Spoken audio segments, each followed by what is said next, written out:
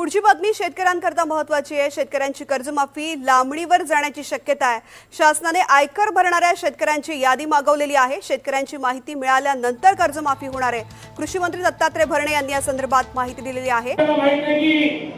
शेतकरी कर्जमाफीचा जो विषय होता, पूर्वी अजितदादा पवार साहेब राज्याचे अर्थमंत्री होते आणि दादांच्या उपस्थितीमध्ये या राज्याचे मुख्यमंत्री देवेंद्र फडणवीस साहेब असतील, एकनाथ शिंदे साहेब असतील आणि त्यावेळेचे शेतकरी संघटनेचे नेते या सर्वांची बैठक ही मुंबईला सह्याद्री अतिथीगृहात झाली होती आणि त्याच वेळेस शेतकऱ्यांना कर्जमाफीचा निर्णय देण्याचा निर्णय हा 30 जून पूर्वी घेतला गेला होता।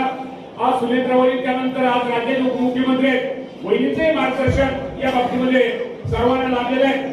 तुम्ही म्हणताल 30 जून होऊन गेली, पण 30 जून होऊन जरी गेली असती तर कुठली आपल्याला माहित आहे की गोष्ट करताना कर्जमाफीची जी रक्कम आहे आपल्याला माहित आहे की पुरवणी मागण्या आपण ज्या सादर केलेल्या त्यामध्ये ही रक्कम पुरवणी मागण्या ज्यावेळेस मंजूर होत्या आणि मंजूर केल्यानंतर की राज्यपालांची सही लागते त्याप्रमाणे पुरवणी मागण्या मंजूर झाल्या, राज्यपालांची सही होईल आणि त्यात एक आता कुठली तरी पहिली एक अडचण अशी आली की जे इन्कम टॅक्स शेतकरी भरतायत त्यांची यादी सरकारने मागितलेली आहे।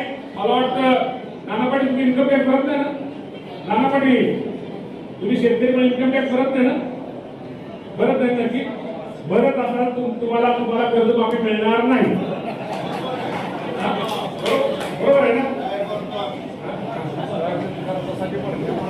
त्यामुळं हे आता तो निर्णय झाला नाही तर तुम्ही करता आयटी नाही फक्त यादी मागवतोय थोडंसं की थोडाफार असतो पण त्याला काहीतरी रक्कम वगैरे काहीतरी केली जाईल। पण त्यामुळे अजिबात तुम्ही काळजी करू नका, थोडा उशीर होतोय पण कर्जमाफी ही निश्चित प्रकारे बदलून आता शेतकरी बांधवांसाठी अतिशय महत्त्वपूर्ण बातमी आहे। शेतकरी बांधवांची जी कर्जमाफी ती 30 जून पूर्वीच होणार होती, परंतु राज्यपालांची यावरती सही झालेली नाही आणि यामध्ये काही अटी आणि शर्ती अशा होत्या की ज्या कारणाने जे शेतकरी होते ते अपात्र ठरणार होते। अधिवेशनामध्ये याची चर्चा करण्यात आली। पावसाळी अधिवेशन राज्यामध्ये सुरू आहे, त्यामध्ये बहुतांश जे राजनेते आहेत त्यांनी चर्चा केली।